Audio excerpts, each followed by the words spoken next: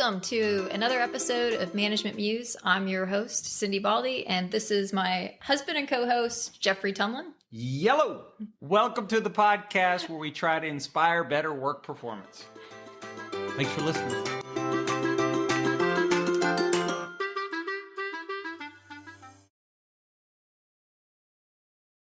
All right. Thanks, everybody, for joining us today on Management Muse. I am your host, Cindi Baldi. Yellow is Geoffrey Tumlin. And today we are going to talk about side hustles. I like it. I think we should start off by saying that I think there's a guy, Shane Scott, he writes a book called The Myths of Entrepreneurship. We'll put a link in the show notes. And basically says people think an entrepreneur is somebody in a garage in California taking one huge gamble and winning. And that's actually not. Most entrepreneurs have jobs. And then they have an idea and then they start testing it out little by little and it doesn't work. And then they make an adjustment and then something kind of works. And then over time, they build something that's big enough for them to slide into. And that's our experience. That is exactly our experience. Yeah. Right. Yeah. We started consulting when we were both working at universities. And then we built up enough and we started wrong, right? We thought it was going to be communication improvement. We thought it was going to be basically helping people make better presentations at work. Yeah, because we do communication improvement. Yeah. So that. But we never made a dollar. We never made a dollar on the Never made a presentation dollar. part of the house. Right. But people would call and they're like, well, I don't need that, but do you do conflict resolution? And because we're poor, we're like, well, yeah, we do. And then we figure out, okay, well, what would that look like? How do we do that? And then we go do that. And then we're doing conflict resolution. And then that leads to, I don't know what was the next big thing. Probably negotiation at some point. We started doing that. Mm-hmm. And so on and so on. As a side note, we were trained on that. Yeah, I know. We were lucky. We sat in a great university, University of Texas for, 15 years between the two of us, something like that. If you count both of our PhDs and then you count my time at the Leadership Center and your time. Yeah. And your MBA, your time teaching there. Probably 15 years at a great university. So yeah, we know a little bit about a lot of stuff. And so it wasn't far-fetched that we would teach a class on negotiation or conflict resolution, but that's not what the company was started on. None of that was on our website because we didn't think that's what it was going to be. And even then, once we had it going, it was only going enough for me to be doing it full time. I mean, you had to keep a university job to keep the lights on. And it wasn't until... Well, I don't know. And when you started, I was in the middle of a PhD program, and you're not doing a side hustle at a PhD program. You're not. They would hate you for that. So I couldn't actually build anything while I was getting that done. Yeah, I think, look, the point is, nothing prevents you. If you're listening to this, the research suggests that most entrepreneurs actually have a full-time job. Even in the Adam Grant book, I think it was Give and Take. They talked about the glasses people, Warby Parker. It was either Give and Take or the next one. Yeah, Originals. I think it was Originals that he talked about. Yeah, but same story. Yeah, but a couple of points. So, and one of them I agree with, and one of them I don't necessarily agree with.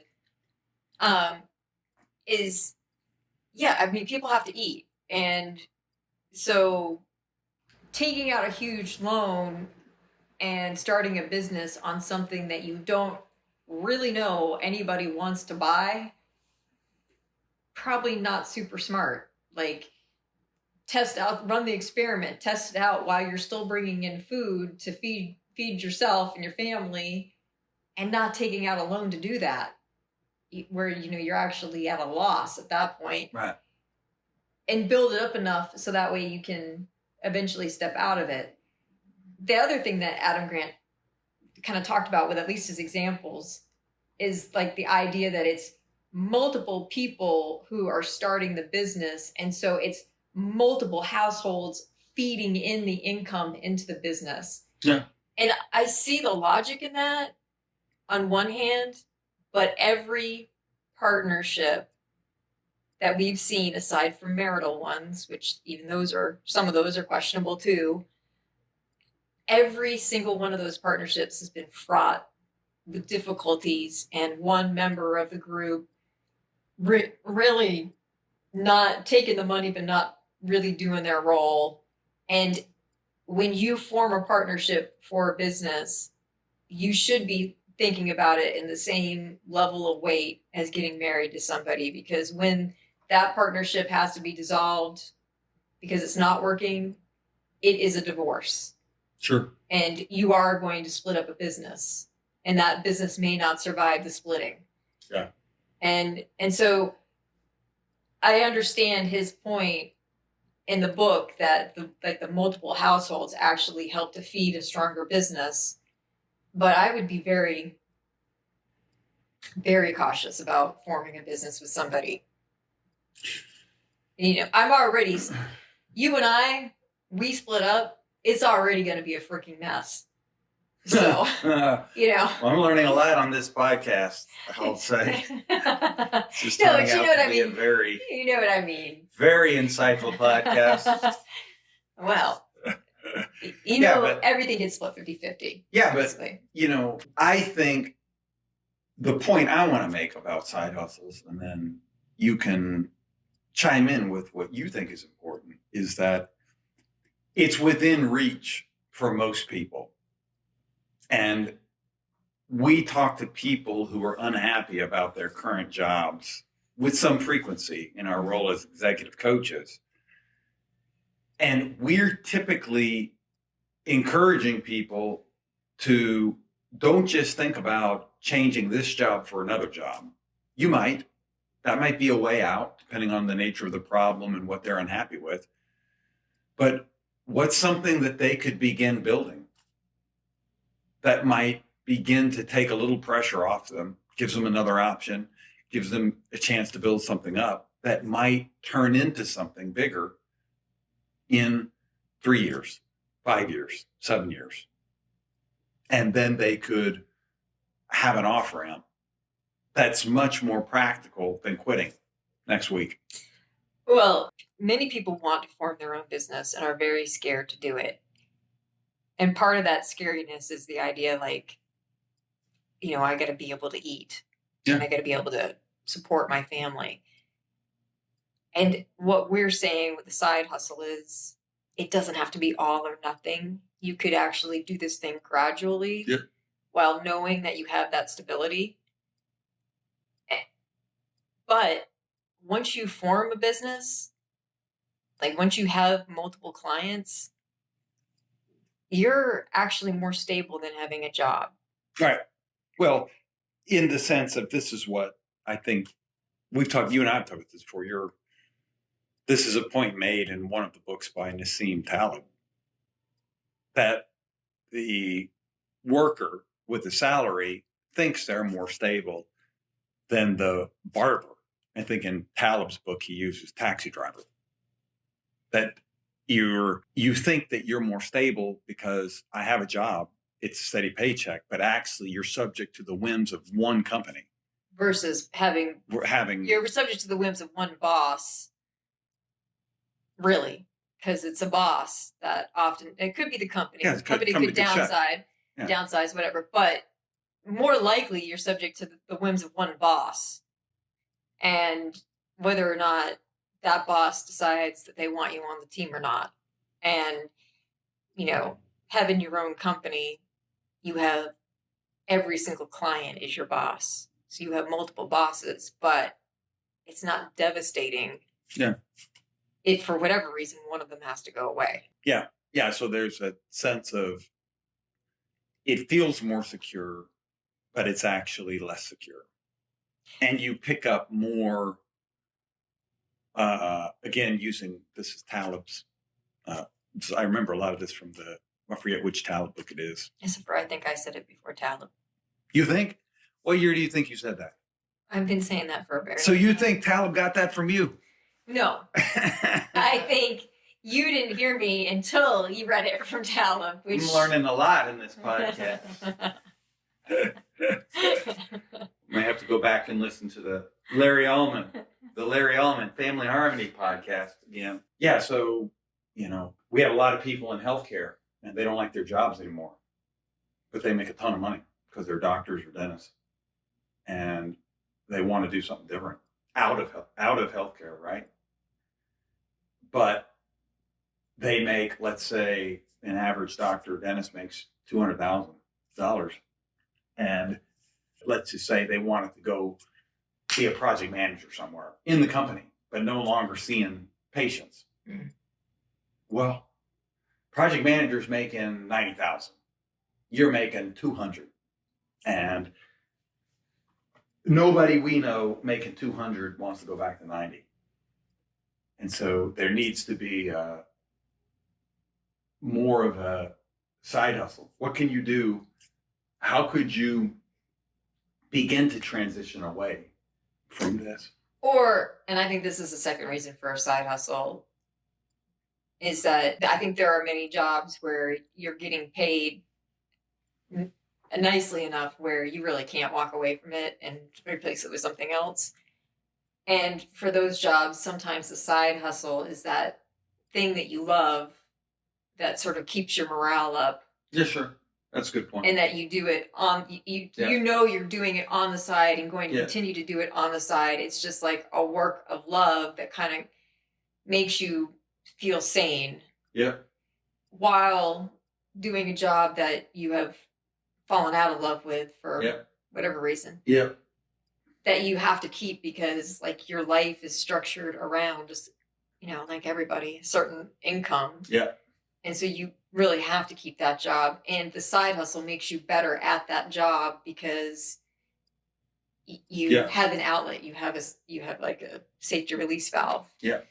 I think I think what we've talked about, like having a side hustle with the intent of building to eventually go out on your own, is one reason for a side hustle. I think the second reason is this safety valve that lets you do something that really has meaning to you while having to maintain a job that you've fallen out of love with. And sometimes it can be a combination of both. I'm thinking of a few years ago, I had somebody who was a doctor and they wanted to basically experiment they wanted to not be doing so much patient care. And so they wanted to experiment in a different part of the company, basically in a data analytics role. But the data analytics team was full and they wanted, nobody wanted this person not seeing patients because of how much money she was bringing in seeing patients, right? And so she was able to work a deal where she took a slight reduction in what she was doing in patient care and then went over and spent a day and a half a week in data analytics. And she did that for maybe a year and a half. And eventually the data analytics was like, look, this has been great, but now we have enough room to, instead of having somebody for, point whatever FTE that was only a day and a half a week, now we've got the room for a full FTE. And the company's not going to let us give it to you because it's going to be for, like, as we were talking about so many minutes ago, the FTE is going to be for 110,000 and you make 200 something. And they want you seeing patients. And so basically the company sent her back into full-time patient care out of analytics, and then analytics hired an FTE. And she's like, okay, all right. But she had really loved analytics. And she saw that it wasn't going to be an easy path to do that in the company. And so 3 months later, a job opens up that's basically sitting on top of a government agency. And they wanted a doctor, but they needed a doctor who understood analytics. And she got the job. Mm. And so she basically made close to her same salary, 0 patient care, and was able to move into analytics. So it was it was one of the best examples that I've seen of basically working an internal side hustle. And it was real life because it didn't work, right? It started and it went for, I think, about a year and a half. And then it stopped working. But she got a new win in her sales. She got everything you were talking about. Like, she fell back in love again with the company. And then when it didn't work out, she knew definitively her clock was ticking. Yeah. The company. Okay. They've got me in this niche of patient care, patient care, patient care. And that's not what I want to do anymore. Do I have enough now to be able to make a jump? And she did. And she hasn't looked back. And that's been probably 2 years ago now. And so your point is well taken, that sometimes the side hustle help keeps you sane. I think, just from a personal standpoint, like, I feel like the consulting was that in academia, because the thing with academia is, like, you have to do research and papers, and they take so long. And I think this describes many people in academia who, like, highly achievement focused, as I've outed myself before in other podcasts. Like, the length of time and the fact that you could actually have a very good paper, but it's still going to get rejected, or, like, Sure. It's a 95% rejection rate At the top. at the top journals. Yeah. Like, you're most likely getting rejected, and you put all this effort into it, and it's going to take you a year to find out that you've been rejected. Like, this is a nightmare for people who need to be able to check things off their lists. Yeah. And so in that case, the side hustle with the consulting was actually a good way to get my achievement fix. Yeah, it's options, right? It's alternatives.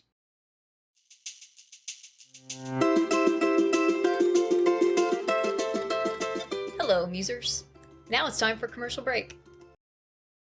If you're thinking about a strategy for what your side hustle might bring in, sometimes companies need a side hustle, need to try something different, run an experiment. Yeah, we've been in some companies that have. Yeah. And so over the years, we've got a process that we've figured out. Takes between 8 and 10 sessions of your senior leaders, 4 hours each. And we run through a series of different problem-based, opportunity-based conversations that ends up deriving what your experiment should be, what you should try, where you should redirect your focus. It comes from the people you get in the room. So got to have the right people in the room, the key leaders. Usually it's no more than 8 to 10 people. That's all you need. Strategy is done by a tiny number of senior people in the organization. It ultimately resides in the CEO. And so if you need help thinking through what's next, where should we make some bets? What's the next experiment for the company? How should we get unstuck? We can help. OnDemandLeadership.com, OnDemandLeadership.com. Strategic planning costs you 8 to 10 sessions, 4 hours each. On the other side of that, you'll have a plan. You'll be able to execute, and we can monitor it. That's it. Call us.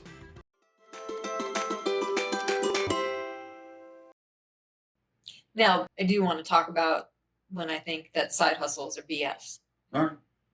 And so, Give me an example. somebody who's doing it to earn a living.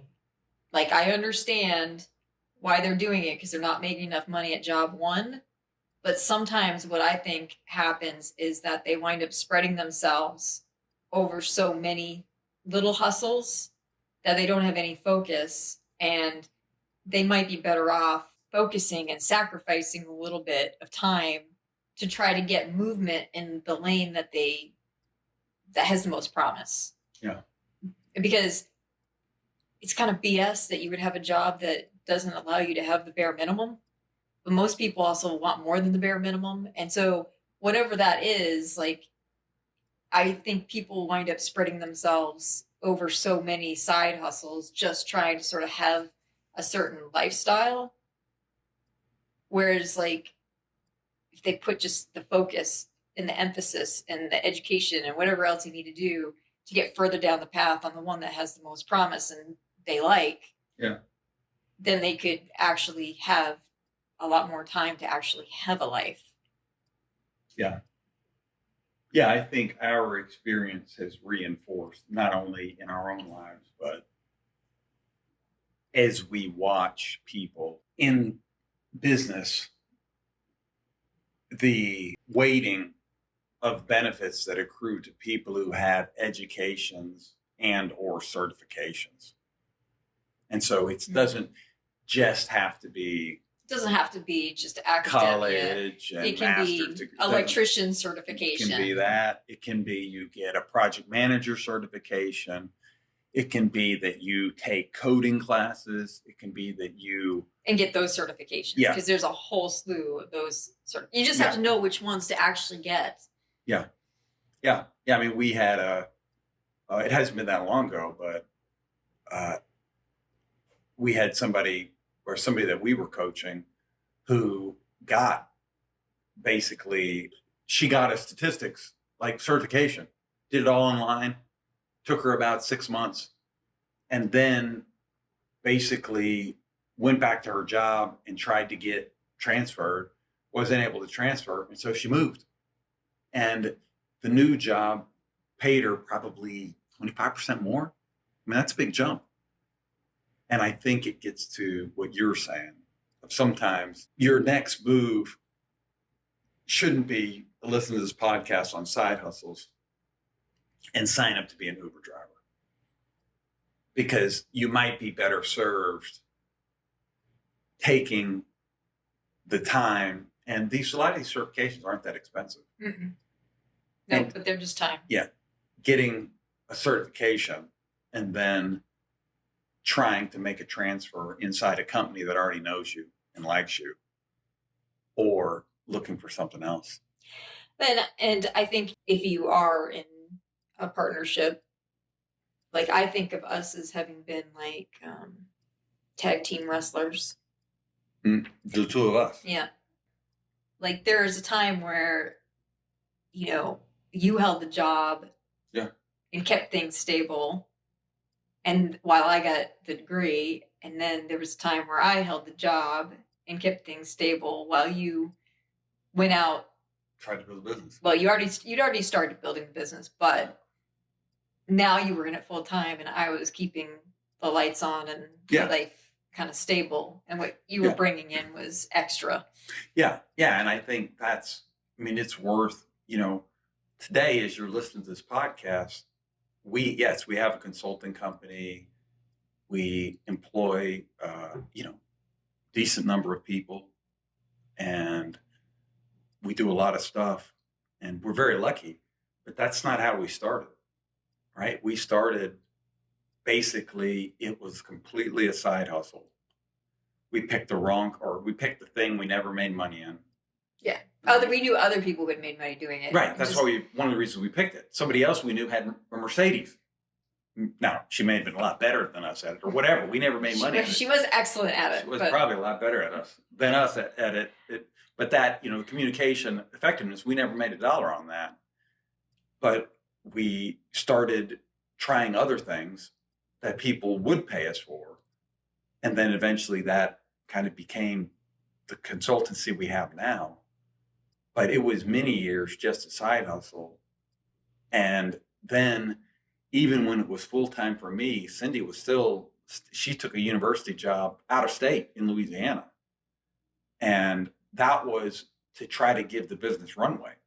Because Cindi said when we started the company, most businesses fail because they don't give themselves enough time to succeed. The runway isn't long enough. And that's been indisputably true in our experience, is that there were people who weren't buying what we were selling, not because they didn't want it, they but just they just weren't in the spot to do it. Yeah. those budget years were tight. And then when their budget years weren't tight, they circled back to us. Or they just weren't in a Yeah. position in the organization to make that decision. They couldn't make the call. And then a few years later, they're promoted to a position they can make the call. And all of that came back to us, you know, with interest, so to speak, in later years. But we'd hung around long enough to make it stick. And part of how we did that was, for many years, we ran this business in probably 5 years, we ran it with you having a side job or a main job. 6 years. Even as you were also consulting for the business.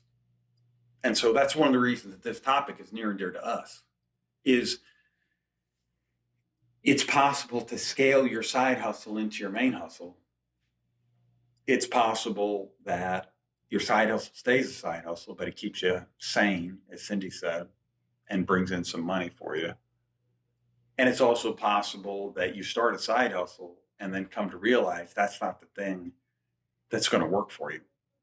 And that side hustle morphs itself into something that is going to work. And it may take you a few years to figure some of that out. But in some ways, I would argue it's never been a better time to have a side hustle, because it's easy. It's easy to get a website up. It's easy, if you have some expertise, to start making that known, start a podcast, get yourself in a position where you're capitalizing on some of that. You can write a book. You can write a book. There's a lot of stuff that you can do. And most of the time, the people we talk to who have jobs think in terms of all or nothing. I keep this job or I get a new job. If you don't take anything else from this podcast, take away the possibility that you might start something on the side, and in 5 years, that side thing may be significant enough to where it becomes your full-time thing. Or the side thing gives you enough credibility to make a jump into something different, another full-time thing. Or it just keeps you sane. Yeah. Keeps you from going nuts as you think about whatever's next in your life. Yeah. Yeah. We've got a friend of ours. I don't think he'll mind if we tell the story, but it's our buddy Ned Lavelle. And so he started off with a buddy of his, and they bought a bunch of Jimmy John's franchise. So I don't know, they bought one. And then I think they might have hit two. Yeah. Maybe one, maybe two. And then they expanded it to be 3 or 4. And then eventually they sold it. And then they put that money into a pizza place that had beer. It's a fantastic pizza place. Yeah, called Pine House Pizza. Can't say much about their beer because I don't drink it. Yeah, but people love it. Yeah, they win awards for it. So. Like we're talking about with these side hustles, they had a thing, right? They started off and they tried something. They tried running a restaurant. They did it with a lot of frameworks around them, franchise, right? Yeah, I think that they almost, I'm taking a leap here, but I think Ned almost did it for the education. Like, what Sure. does a franchise look like? What is that structure? Yeah. And he had the side benefit of it being a Jimmy John's, which is, I imagine, not the highest paying of jobs for, the people who are making the sandwiches. And if you can manage those people and reduce turnover from like the average for Jimmy John's, then you probably are a very good leader. There's a million of those jobs elsewhere. And so Sure. there's nothing to keep your employees Yeah. there. Yeah. Aside from Yeah. a great manager. Yeah, I think it's a good point that some of what a side hustle confers is education. And you're doing something where you're going to learn, just like we learned, we can't go down this path of presentation effectiveness. We need to go more into topics that are addressing a problem that people feel is more acute. whether that's negotiation or conflict resolution or difficult conversations, as to give examples from our own path. But then, yeah, Ned had to learn, how do you do a service business? How do you keep people who are making a lot of money and have a lot of options to go elsewhere for the same?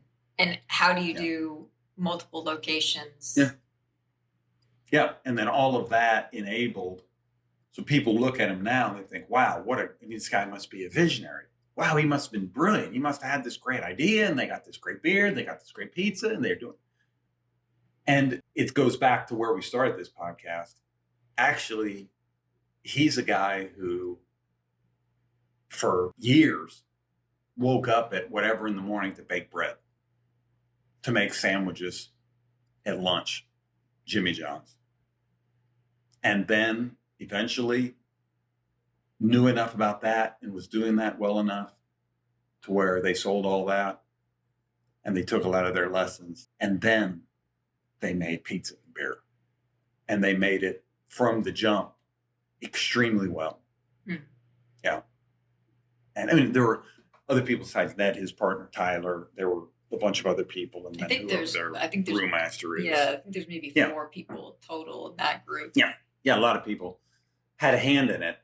But the lessons, it's like years ago, Steve Jobs doing the Stanford commencement speech, where he talks about dropping out of college because he was burning money his single mother didn't have. And so he dropped out, but he was auditing a class in calligraphy. And he never knew, like, how's this going to connect? What's the purpose of this? And then fast forward 10 years, they're making the Macintosh computer. And it's almost time to deploy the thing. And the engineers come to him and it's green. The screen is green and it's got like dot matrix font. Yeah, I remember it. Yeah. I mean, I remember that in the other computers. Yeah. And he says, no, we're not putting this out like this. Yeah. Like, you got a week. Like, he's like, do you know that there are 230 fonts in existence since ancient time or whatever, right? From his calligraphy class. Yeah. And he's like, you don't have to do all 260 things, but give me 30. Yeah. Give me 30 fonts and make them all beautiful and get rid of the green. And that became fonts as we know it because it connected. Yeah, it's funny because, we do have our niece who is in her freshman year. Across the pond. And she was upset because she wasn't originally in the program she wanted to be in. And so she's like, am I just wasting my time here? Am I just wasting my mom's and dad's money? Which, God bless her, I love her for that.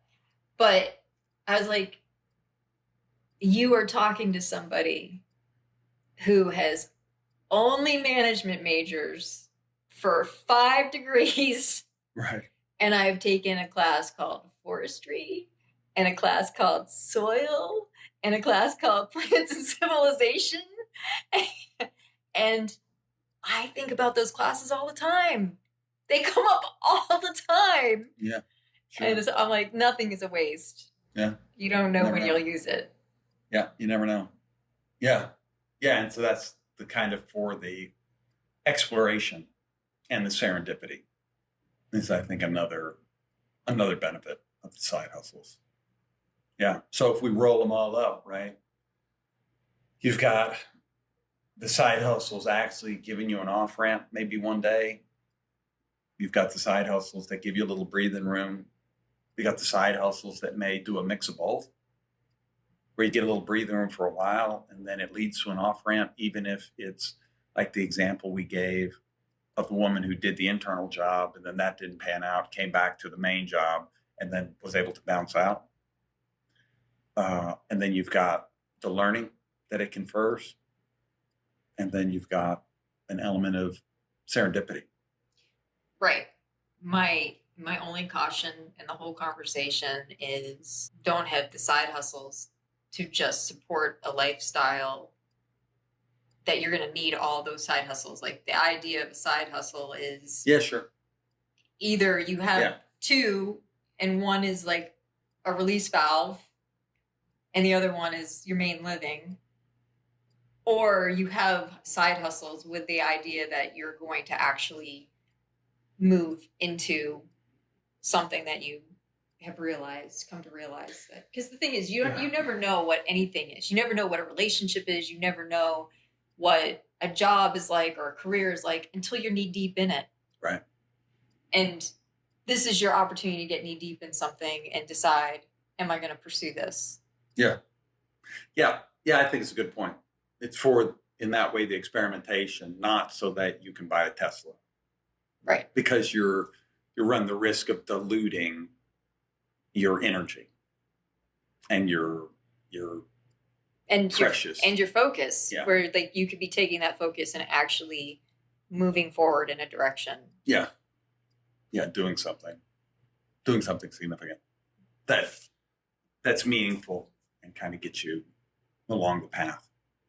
That said, nothing wrong with having a job either. Many people want the convenience of having a job, because I know this episode's been a little bit rough on jobs, but I mean, there are places that are amazing places to work. Yeah. And it is easier. Like there's definitely a sacrifice to being your own boss. You are never away from the organization. The same niece asked me the other day, she's like, well, what do you two talk about? And I'm like, well, kind of talk about the business because it's essentially our baby. And that's very true. We do it. We talk about a lot of things, but business and the strategy around the business dominates. We're never not in the business. Yeah. And if you want a job where you can go home and shut off and just be a member of a family and not have to worry about taxes and payroll and all those things, then there's nothing wrong with having a job. Yeah. Most people do. There is great merit in alternatives. And the purpose of this episode is sometimes those alternatives come out of trying something. Do an experiment in an area where there might be some fruitful work in terms of money, interest, time, learning, whatever. Power of the side hustle. Go get you one.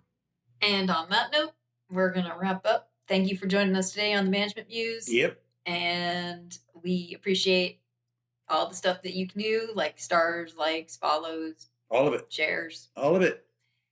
And we will see you next time. All right. Have a good one. Bye-bye.